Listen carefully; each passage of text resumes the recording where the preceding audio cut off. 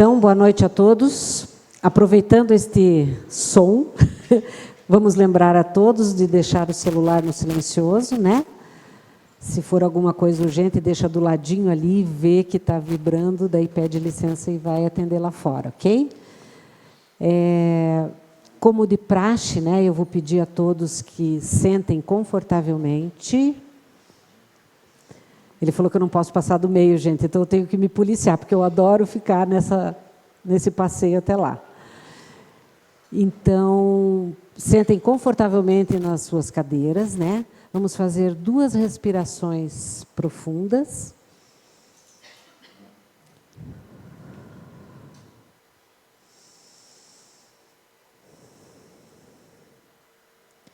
E assim, já nos sentimos mais leves, podemos nos conectar com o plano espiritual superior,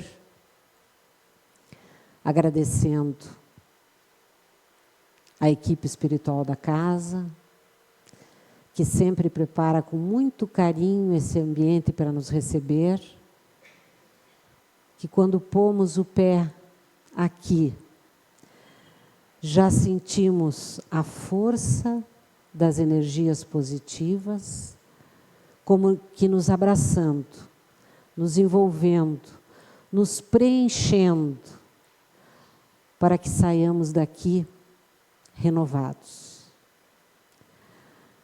Pedimos humildemente que possamos contar com amparo, com auxílio dos nossos bons espíritos, trilhando o nosso caminho de melhoramento pessoal e, principalmente, olhando para o nosso próximo com carinho e podendo ser luz por onde passamos. Que assim seja. Como de praxe, vocês viram as atividades da casa, né?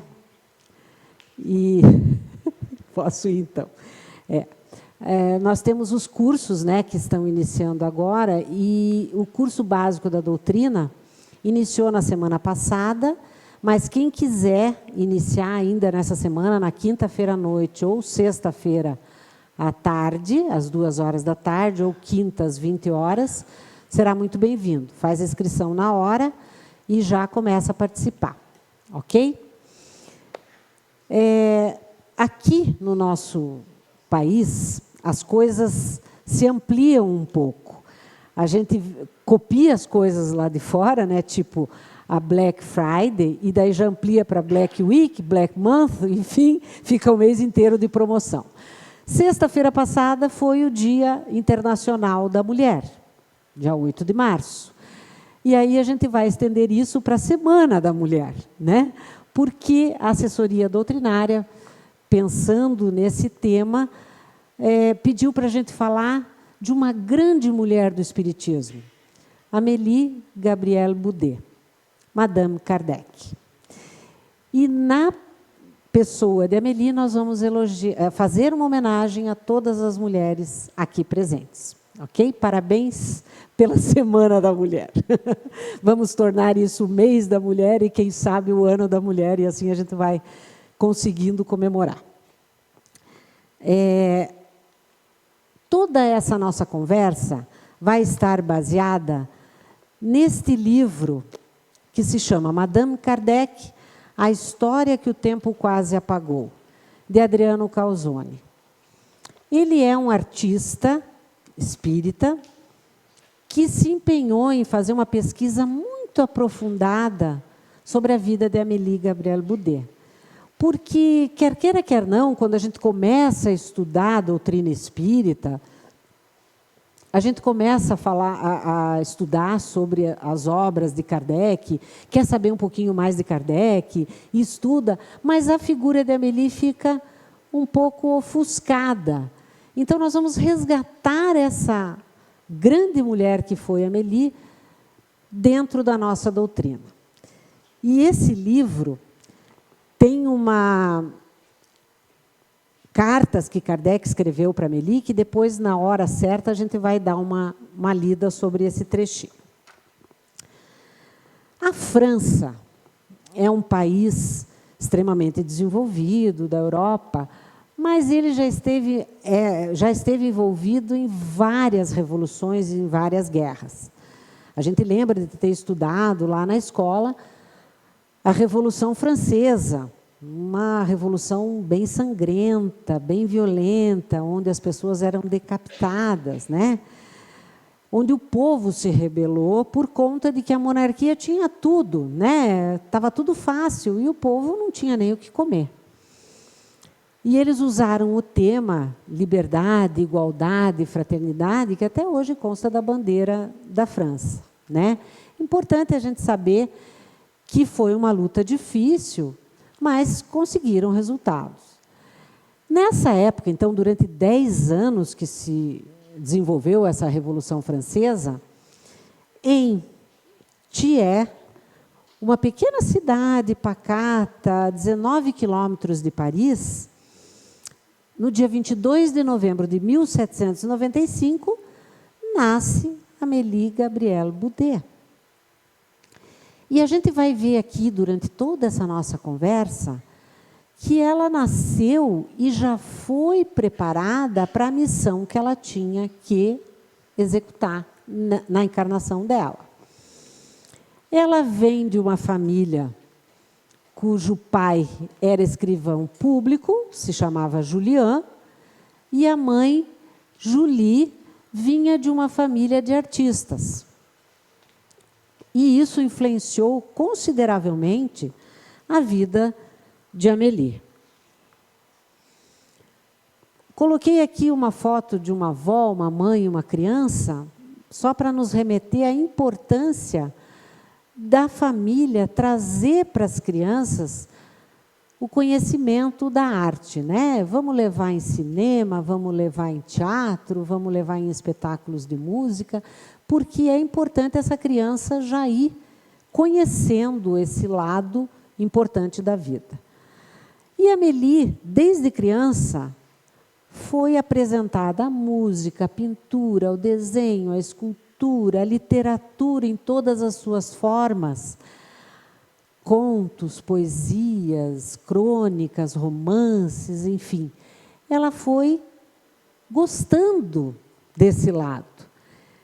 E o prazer da leitura já desenvolveu nela o gosto por aprender, principalmente porque ela aprendeu com o método Pestalozzi, que é um método que, inclusive, Kardec também estudou com esse método, que valoriza o indivíduo, que prevê o respeito ao estudante, né?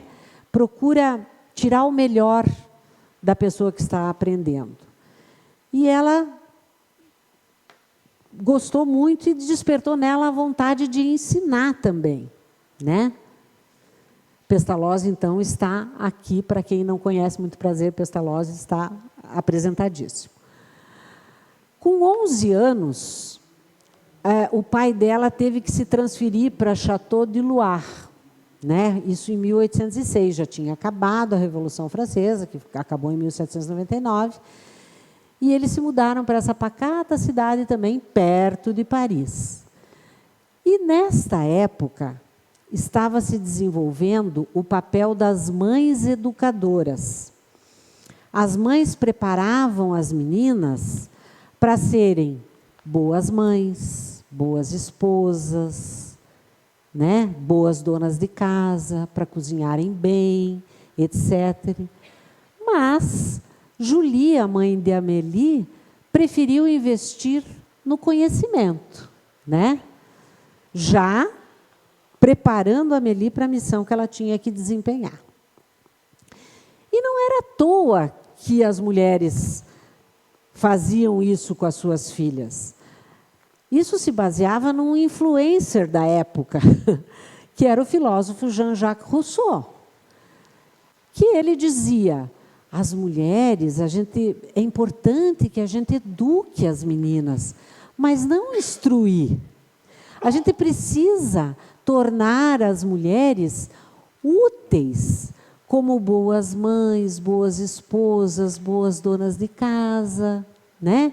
Desenvolver as virtudes que eles consideram femininas, como noções de economia, para ela não gastar muito no lar, que ela tenha paciência, que ela tenha renúncia, sacrifício, considerando isso as virtudes femininas.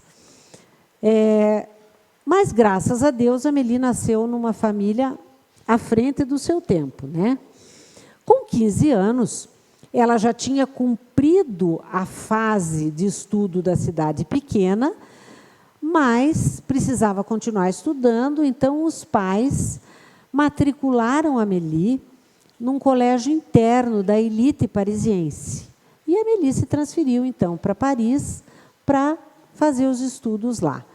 E ela estudava no colégio noções de grego, de francês, de pintura, de gravura, de teatro, de escultura, enfim. Descobriu um mundo, né, das artes. E aí, fazendo um paralelo, porque isso foi em 1810, né, século XIX, eu lembro do meu ginásio, que hoje em dia nem existe mais, é do ensino fundamental isso. Mas a gente tinha uma matéria que se chamava Educação para o Lar. E a gente ia naquela aula, eu sempre ia com uma vontade, porque nunca tive jeito para essas coisas, mas, em todo caso, a gente tinha que aprender a cozinhar, a bordar, a fazer tricô, a fazer moldezinhos de roupinha de bebê, né? E depois, no científico, que agora eu nem sei mais como é que chama, nível... Ensino médio, O ensino médio, existia aqui em Curitiba um colégio chamado Educação para o Lar, que era o famoso caça-marido, tinha um apelido, porque as meninas iam para lá simplesmente para esperar conhecer o príncipe encantado, casar e saber cuidar de uma casa, etc. e tal. Então, assim, vejam como a evolução, né, do mundo se dá de maneira assim lenta, né? As coisas não acontecem assim num piscar de olhos, mas, graças a Deus, a Amélie estava lá estudando, e já nessas aulas de artes, ela percebeu um contraste com o método Pestalozzi e com o que a avó e a mãe dela tinham ensinado sobre arte. Porque reinava nas escolas um modelo rígido, onde imperava a imitação. Então, assim, para fazer um rosto, era obrigatório que se começasse pelos olhos, depois passava para a orelha, depois para o nariz, para a boca, depois tinha que fazer o contorno, ou seja, não dava liberdade para o artista, né, o aluno, para fazer o desenho do jeito que ele queria. Onde, no método Pestalozzi, impera a observação, a intuição, o que vem de dentro do aluno, né?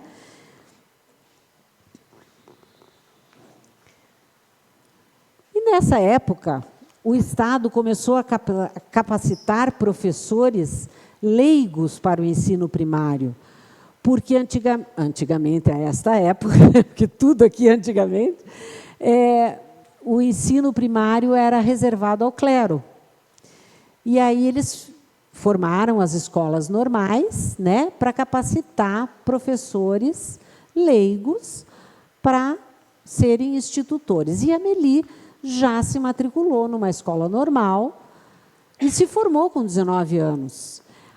Na mesma época, ela também fez a Escola de Belas Artes, também continuando a aperfeiçoar o seu conhecimento em todas as artes, né? Em desenho, em gravura, em pintura, até em balé. E, nessa época, talvez não seja muito diferente do agora, as meninas, depois que se formavam nesse ensino médio, né, elas tinham 3 opções. Ou se casavam, ou faziam votos religiosos para se tornar freira, ou seguiam a carreira, né? E qual foi a opção de Amélie? A terceira, né? Só que, desta vez, os pais de Amélie perceberam que precisavam estar junto com ela para dar apoio. Nossa, nós estamos falando no século XIX. Como é que uma menina ia morar sozinha em Paris e ser institutora? Não tinha como. E aí os pais se mudaram para Paris para dar apoio à Amélie. E ela seguiu muito feliz a carreira que ela tinha escolhido. Paris, nessa época, né? Famosa Catedral de Notre-Dame, que até agora não sei como é que está, se eles reconstituíram ou não reconstituíram, mas, enfim. E aí, o famoso método de Pestalozzi, onde a base da educação é o amor, né? É importante a gente raciocinar que a gente tem várias maneiras de falar a mesma coisa. Então, quando o aluno faz uma pergunta e o professor diz assim, não, você não entendeu nada do que eu disse. Aí, ou diz, não, acho que eu não fui suficientemente clara. Eu vou explicar de uma outra maneira para você entender. Né? É uma coisa que você consegue deixar o aluno à vontade, respeita e aprofunda, né, uma outra maneira para explicar. Porque uma coisa é verdade. Cada um tem uma maneira de virar a chave para conseguir entender, principalmente a matemática, né? Vamos combinar que também não é nada fácil. E de 1825 a 1828, Amélie escreveu vários livros. O primeiro chamava-se Contos Primaveris, inspirado em Balzac. Depois ela escreveu livros de artes, de desenho. E os livros eram tão bons que foram indicados pelo ministro da Instrução Pública de Paris para serem utilizados em escolas renomadas de artes. Então, eram obras consistentes, eram obras importantes, né? Então, sinal que ela foi reconhecida como artista. Nessa mesma época, o nosso querido professor Hippolyte Léon Denisard Rivail, né, também estudou, escreveu vários livros. Ele, em 1830, já tinha escrevido mais de 30 livros, alguns recomendados também pelo ministro da Instrução Pública de Paris, para ser utilizado em escolas. Né? Aos 22 anos, ele já funda o Instituto Rivail, né? E se especula como que eles se conheceram. Né? Aí vai a imaginação do autor, que eles devem ter se conhecido em saraus artísticos ou literários que aconteciam em Paris. Porque eles eram professores, eram escritores, eles gostavam dos mesmos poetas, né? Enfim, eles tinham muita coisa em comum. Então, muito provavelmente se encontravam nesses saraus literários. E aí eu me lembrei, a gente que vive há mais tempo, né? A gente tem bastante lembrança. Aqui em Curitiba, na minha juventude, tinham as domingueiras, domingo à tarde, nos clubes, era uma delícia, a gente encontrava a turma inteira, gostoso demais, dançava, conversava, comia, enfim, uma delícia. E em Paris se tinha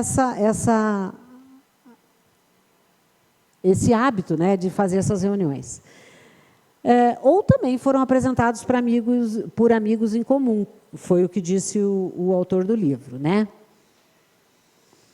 Eles se conheceram por volta de 1830, porque em 1831, Kardec pede Amélie em casamento em carta para o pai dela, para Julian. Ele faz uma carta e pede a mão de Amélie.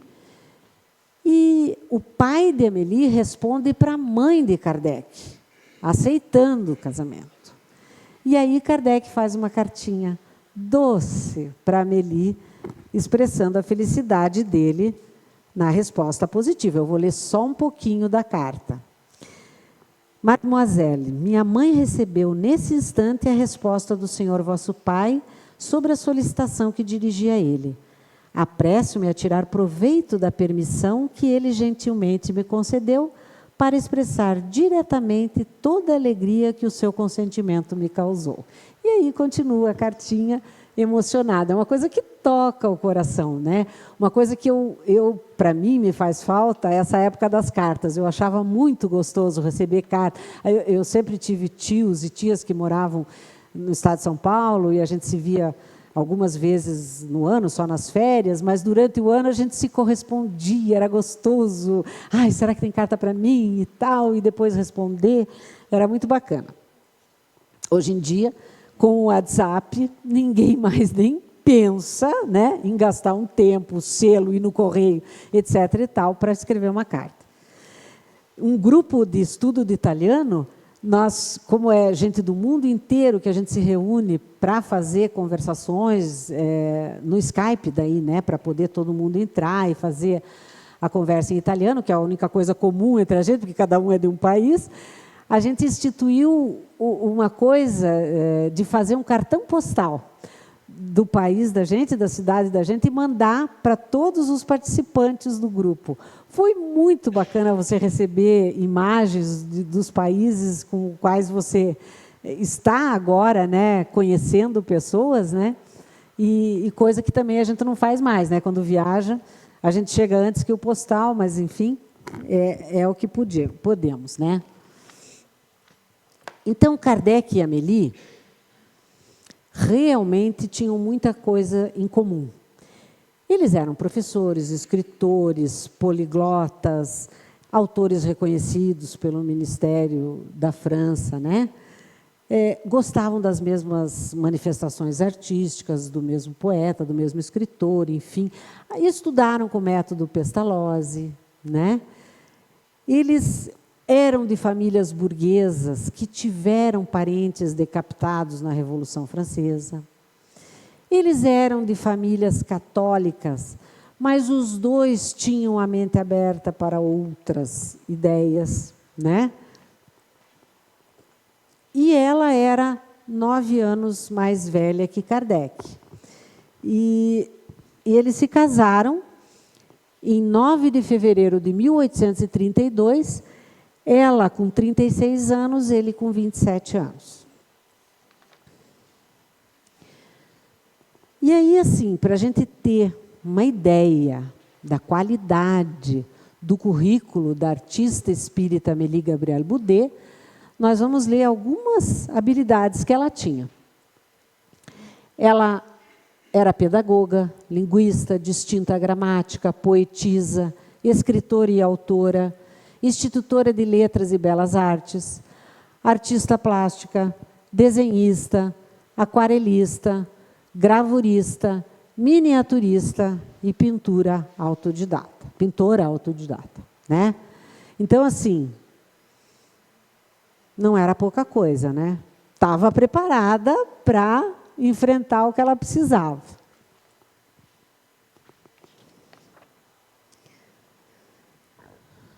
Mas nem tudo foram flores para o casal. Eles se casaram em 1832, né?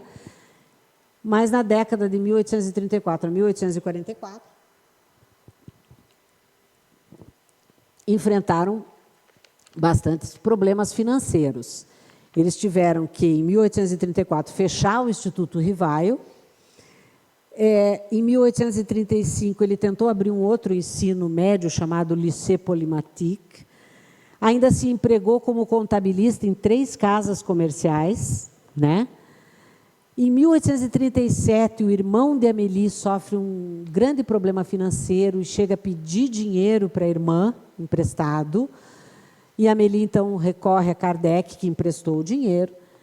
Em 1844, o casal é despejado por falta de pagamento, mas segue firme, né, resolvendo os problemas. Em 1848, então, uma nova revolução na França, né? O presidente Luiz Napoleão Bonaparte, né? Em 1852, ele dá um golpe de Estado e se torna imperador vitalício, e aí ele faz o contrário. O ensino que era laico, ele devolve para o clero. 800 professores são demitidos da noite para o dia. E lógico que afeta o casal Kardec. Mas daí a gente pensa, a espiritualidade está sempre atenta a essas coisas, né? Aí, nessa mesma época, morre o pai de Amélie e ela recebe a herança, que divide com o irmão e consegue superar essa fase também. Em 1854, então, já com 22 anos de casado, né, começam a se falar das mesas girantes. E aí, diz o livro, que foi Amélie que tomou conhecimento pela primeira vez, e isso é normal, né? Porque as mulheres comentam mais com outras. Devia ter o grupo do WhatsApp das mulheres, e alguém passou, né? Olha, está aí um fenômeno das mesas girantes, você pode perguntar, os espíritos respondem e tal. E a Amélie já ficou, né? Imagina, mulher curiosidade é uma coisa que caminha paralelo, né?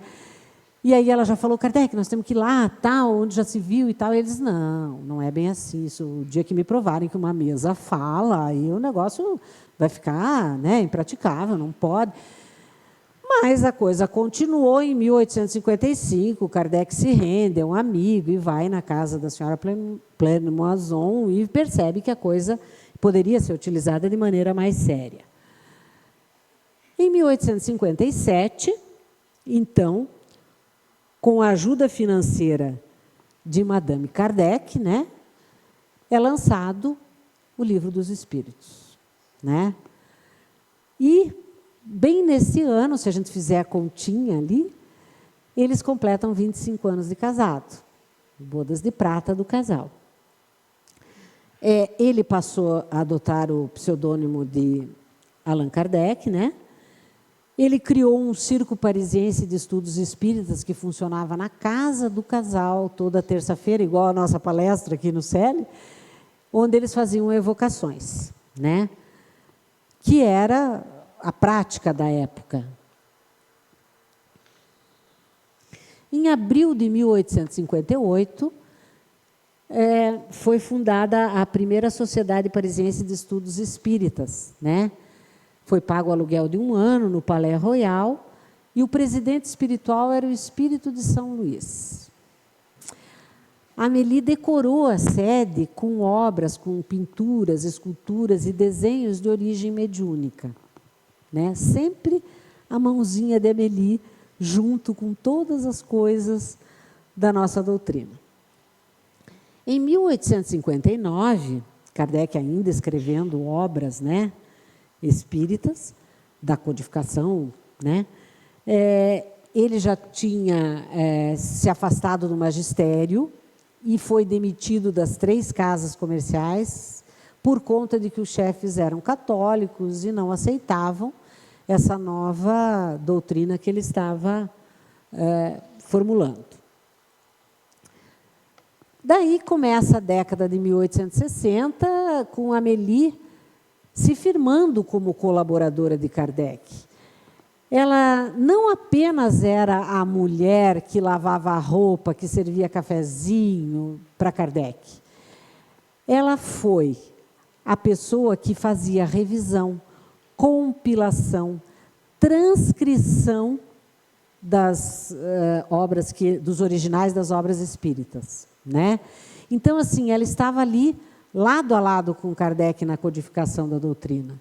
Ela foi quem bancou as publicações, né? E também ela substituía Kardec em eventos que ele não podia ir, porque ele também ainda estava escrevendo, e eram muitos os compromissos, e quando ele não podia ir, a Amélie ia para representar. Ela também respondia a todas as correspondências que chegavam, né? Então, assim, ela teve uma participação importantíssima nessa fase com Kardec. Aliás, esse livro aqui tem uma frase que eu vou ter que falar. A história dos Kardec transcende o ditado popular que detrás de um grande homem sempre há uma grande mulher, nos lembrando carinhosamente de que a renovação da Terra será dada pelo amor, por homens e mulheres caminhando lado a lado, né? Bonito isso. Então, ela estava ali sempre apoiando. Ainda nessa mesma década, eles recebem uma doação grande de 10 mil francos. Eles pagam o aluguel de 6 anos da Sociedade Parisiense de Estudos Espíritas. E bem nessa época também, eles já compraram um terreno na Vila do Seguiro, estavam fazendo a construção de uma residência que seria, nos sonhos deles, seria para ser a casa e abrigar as atividades espíritas, da livraria espírita, a revista espírita da sociedade. A década termina em 1869 com uma estimativa de 7 milhões de espíritas no mundo.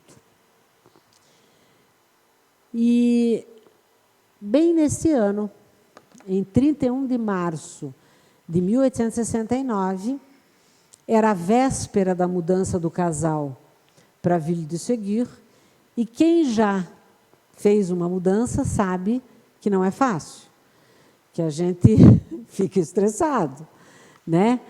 Kardec estava nervoso, estava ansioso, empacotando coisa, daí, de repente, ele descobriu que tinha acabado a fita adesiva para fechar as caixas, aí a Amélie falou, não se preocupe, eu vou comprar.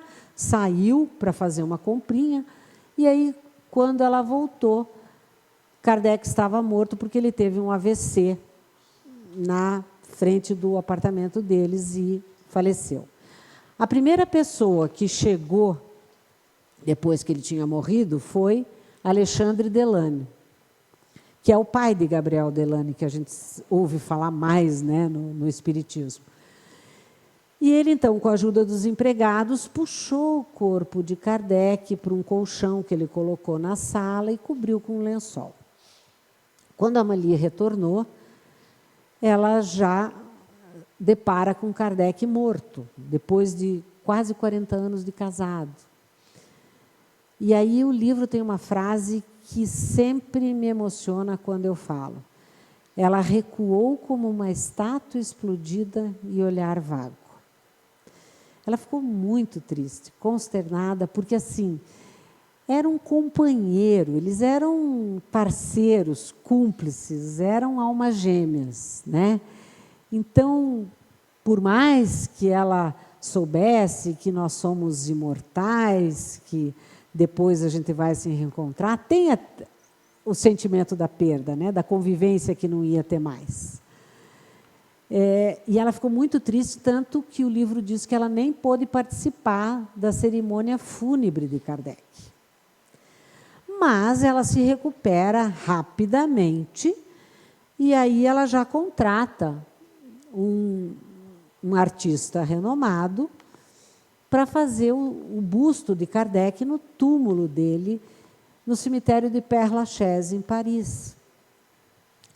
E esse túmulo é muito bonito, está sempre assim, com flores fresquinhas, alguém cuida para que ele esteja assim, parece um jardim sempre, né? Eu tive a honra de visitar, é uma emoção fantástica. E no túmulo, em cima, tem uma frase que consegue resumir a nossa doutrina numa simples frase. Porque ela diz, nascer, morrer, renascer de novo e progredir sempre. Tal é a lei. Né?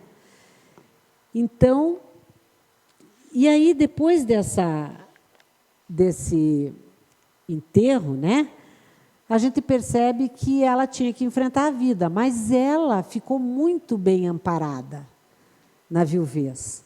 Ela ainda tinha recursos da herança do pai. Aí ela tinha a herança de Kardec.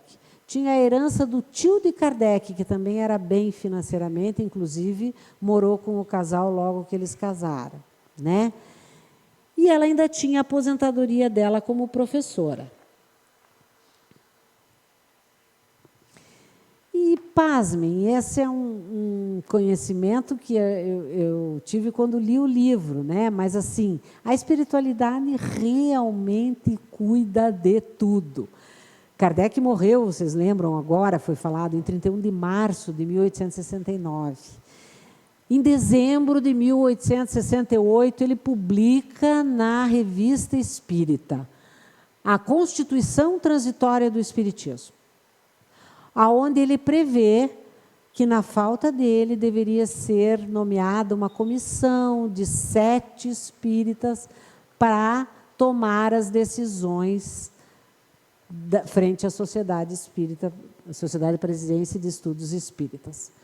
Ou seja, já estava tudo previsto. E aí, Madame Kardec, já em 16 de abril, ou seja, ele morreu em 31 de março. Né? Em 16 de abril, ela já convoca essa assembleia e já nomeia essa comissão central para tocar a Sociedade Parisiense de Estudos Espíritas. Qual era o objetivo? Era dividir todas as tarefas que Kardec assumiu sozinho durante mais de 10 anos. Né? E organizar e destinar os recursos, né, das obras espíritas para que ele se realimentasse e fosse utilizado para promover a divulgação da doutrina espírita. E ainda complementou que a revista espírita deveria ser utilizada apenas com temas da doutrina espírita, não desviar desse objetivo. Né?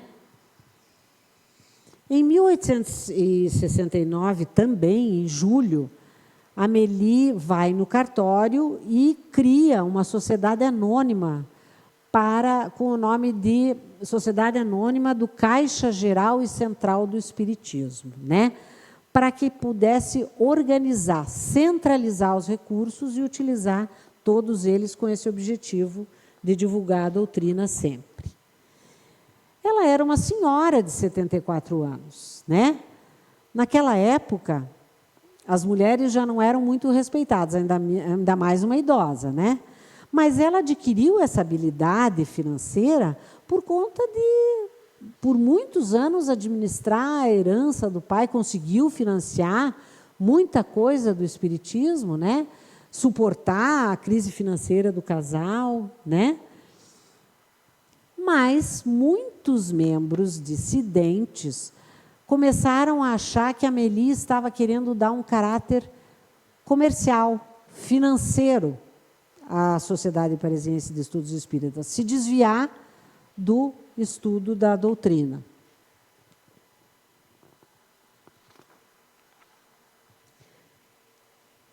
O que ela queria era combater qualquer tipo de golpe. Ela demonstrou um trabalho duro e delicado e dedicado a manter a originalidade da nossa doutrina, né? E a preservar as obras de Kardec. Tanto que já nomeou aquela comissão central, da qual ela não fazia parte. Ela tinha outro cargo na sociedade, né? E ela, com a centralização do caixa, ela passou uma chave, né? Ficou com o controle dos recursos, né? Permitindo que ela pudesse controlar isso, né? Mas, acima de tudo, com a criação do Comitê Central, do Conselho Superior, a gestão ia ser descentralizada, né? Para evitar que a ideia de uma pessoa só, né, prevalecesse. Então, seria o bom senso, obedecendo à Constituição Transitória do Espiritismo que Kardec já tinha deixado. Ela sempre comparecia às reuniões da Sociedade Parisiense, mas ela não era respeitada. Sabe aquela coisa, falava, mas não era ouvida? Isso é quase um assédio moral, né? Isso vai contribuindo, diz o livro, para que ela adoecesse, para que a saúde dela não ficasse muito bem. E ela ainda presidia na sociedade, todo o 1º de novembro, a Assembleia de Comemoração do Dia dos Mortos, né? Era uma rotina que ela não abria mão, todos os anos. E é lógico que ela teve que enfrentar o machismo, né, que imperava naquela época. Se hoje, no século XXI, a gente ainda tem que enfrentar, né, alguns homens que não respeitam as mulheres, imagina no século XIX. E ainda, acima de tudo, ela era idosa, né? O que para alguns é alguma doença contagiosa, não sei porquê. Mas essa força que ela tinha não deixava baixar a cabeça, ela continuou lutando por toda a vida dela. Kardec, no último ano de vida, ele solicitou esse chamado brevet de librairie, que é a autorização de livreiro, que Amélie recebe no lugar dele, que permitia o controle operacional e comercial de todas as obras de Kardec. Isso facilitava no controle, porque as obras se popularizaram muito a partir de 1869. Mas é lógico que haviam choques ideológicos na sociedade parisiense, né? Porque a manutenção da autenticidade da doutrina, como tinha sido criada por Kardec, codificada, não criada, ele já não era mais consenso entre os membros da sociedade. Então, muita discórdia, muito desvio. Quem se interessar, lê o livro, porque nós não vamos aqui ficar em tantos detalhes sórdidos, né? Mas vamos apresentar uma figura não muito boa, né, no espiritismo, chamado Leymarie. Ele era discípulo de Kardec. E, em 1871, houve uma outra revolução na França, né? Ó, quantas, né? Chamada Comuna de Paris. E ele perdeu o emprego e foi despejado da casa onde ele morava com a família. Amélie se compadeceu com isso, pegou uma das casas que era dela, cedeu gentilmente para Leymarie e ainda deu um emprego para ele de editor e diretor da Revista Espírita. E aí a gente vai falar aquela frase, mas até tu, Brutus. E ela ainda sofreu uma série de traições por conta de Leymarie. Mas, enfim, se ela vir.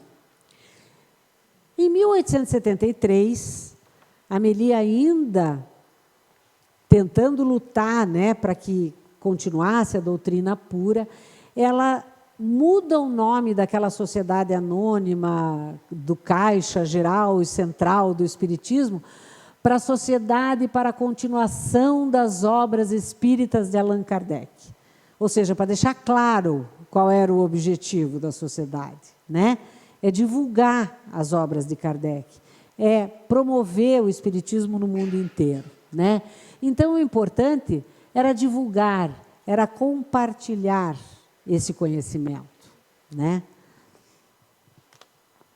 E deixando claro que os objetivos eram mesmo difundir o espiritismo no mundo, e um outro objetivo que era um sonho dos Kardec, e que ela quis continuar depois, que era popularizar essas obras. Então, era vender essas obras a um preço acessível para que as pessoas mais simples conseguissem comprar, ler, conhecer. Mas como é que eu vou defender numa sociedade machista onde se visa lucro e que querem ganhar cada vez mais, que uma coisa que eu posso vender a X, eu vá vender a X dividido por 2? Não, né? Então, muita oposição às ideias de Amélie. E aí, com toda essa crise financeira decorrente dessas revoluções, né, Leymarie teve uma ideia brilhante. Olha, então nós vamos mudar o foco das publicações da Revista Espírita. Não vamos mais falar da doutrina, dos seus ensinamentos, etc. Nós vamos falar do fenômeno, e está aí surgindo a fotografia dos espíritos. Nossa, que tema impactante, né? Apesar de que Kardec, ainda encarnado, tinha dito que a especulação fenomenológica tinha sido ultrapassada na década de 1850, com o fenômeno das mesas girantes, que foi para chamar a atenção do espiritismo. Agora, o importante era o conhecimento da doutrina, muito mais ainda se colocar em prática. E aí, mas Ley-Marie tinha o poder de persuasão. E aí ele conseguiu, não sai daí ainda, conseguiu convencer, né, a Comissão Central, a Amélie, que ia ser um sucesso, né, publicar artigos sobre a Revista dos Espíritos. Porque veja que coisa interessante, você tira uma foto e do teu lado sai um parente desencarnado, né? Então, é emocionante, né? Que coisa bacana. E aí, isso vai vender que nem pão fresco, né? E aí ele convence e publica um artigo, em janeiro de 1874, na revista, elogiando um fotógrafo espírita, reconhecendo a mediunidade dele, dizendo que ele conseguia tirar fotos de espíritos. Lógico que esse fotógrafo era amigo de Ley-Marie, chamava-se Bouguer, e ele tinha um auxiliar, né? Eles se declaravam médiuns, mas não espíritas, né? O que eles visavam mesmo era o lucro da venda das fotografias, né? Aquilo eram os ovos de ouro em fotografia, né? E ele ainda tinha um panfleto que ele distribuía, que ele não podia garantir a semelhança do espírito da foto com o falecido. E a Amélie ficou curiosa, imagina, mulher, né, e curiosidade, eu falo sempre. Aí ela foi lá para conhecer. Aí tirou uma foto, veio lá a revelação. Não, esse não é Kardec, não reconheço Kardec. Ficou chateadíssima, tal, voltou para casa, etc. Várias pessoas que iam nesse estúdio fotográfico de Bouguer tiravam fotos e daí não reconheciam, pediam o dinheiro de volta, faziam escarcéu, etc. e tal. Bom, a Amélie, depois de 4 meses, voltou lá no estúdio, e aí Bouguer estava doente, foi um outro técnico que atendeu, etc., e veio essa foto.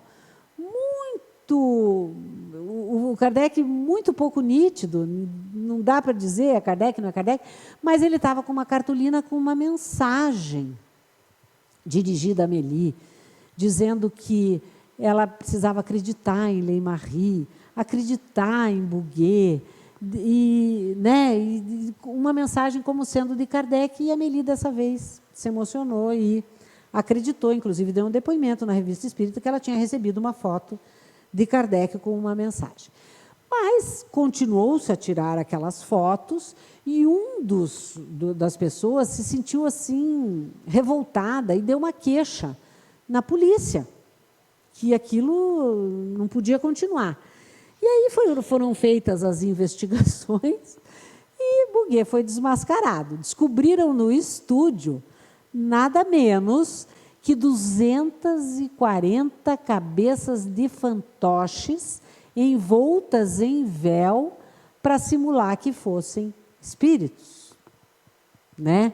Então, realmente um escândalo para o espiritismo, né?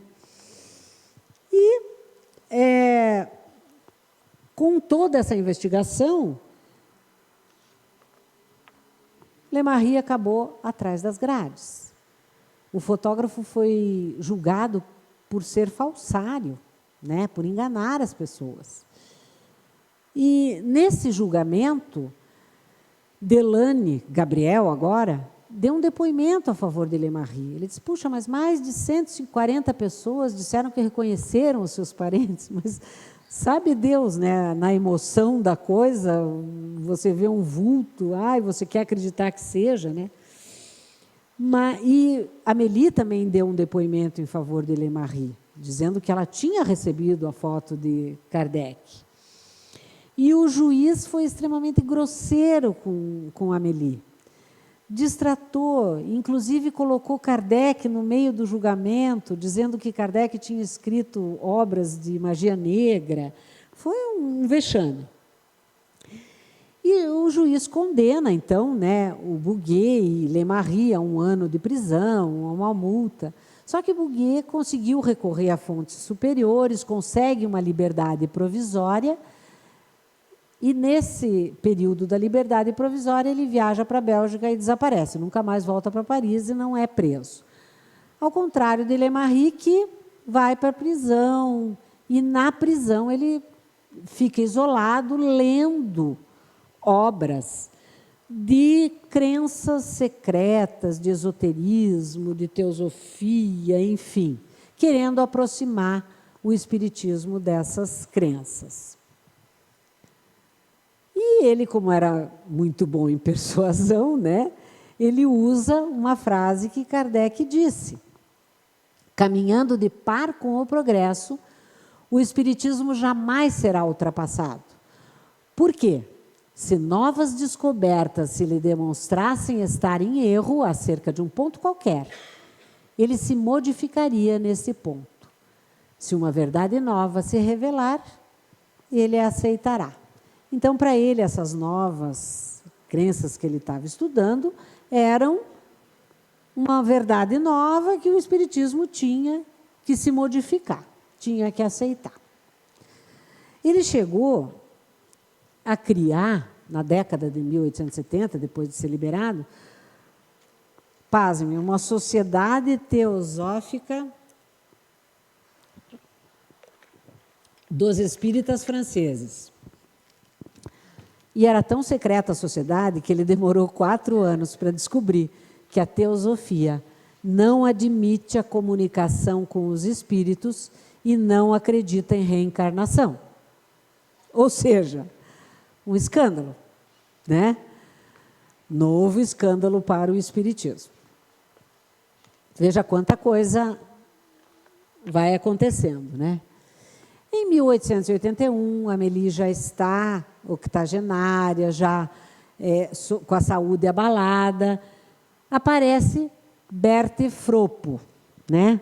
Que era uma amiga do casal Kardec, mas ela vendo Amélie nas reuniões da sociedade, percebendo que ela estava com a saúde frágil, se reaproxima, ela era vizinha, morava próximo, começa a visitar Amélie todos os dias, a cuidar da saúde dela, né?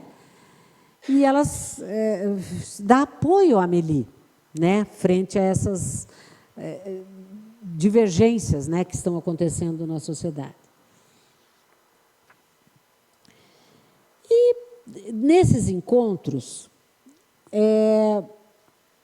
elas fazem evocações, receberam algumas mensagens atribuídas a Kardec. Lemarie não aceita que seja Kardec, sugerindo que se abrisse uma nova sociedade, sem o Lemarie. Né? Diz Berthe, que inclusive uma das mensagens sugere que ela seja presidente, isso já Lemarie já usou como sendo um golpe grosseiro, né? Até a Amélie já ficou ressabiada com isso, mas essa mensagem de criar uma nova sociedade atribuída a Kardec aparece num outro local para Gabriel Delane, né, sugerindo a mesma coisa, que se abra uma nova sociedade. E aí eles convidam a Amélie para ser a presidente, ela não aceita, até por conta da idade, da saúde comprometida, e quem fica presidente é o Gabriel Delane e a vice fica com Berthe Fropo, chamada União Espírita Francesa, né?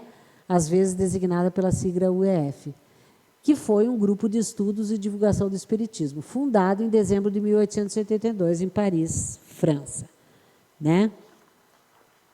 E o objetivo dessa sociedade era resgatar a identidade do espiritismo puro, né? Defendendo as ideias de Kardec. Em 1883, Amélie desencarna, ela teve um desmaio e bate a cabeça numa quina de mármore numa cômoda do quarto dela. Berthe tenta ainda chamar um médico, mas ela não resiste e vem a falecer. ela foi muito homenageada no seu enterro, né? Ela foi enterrada no Père Lachaise também, né? Teve uma multidão de apoiadores, com filas de carros, né? E também várias coroas de flores, mostrando que ela era muito querida no espiritismo, né?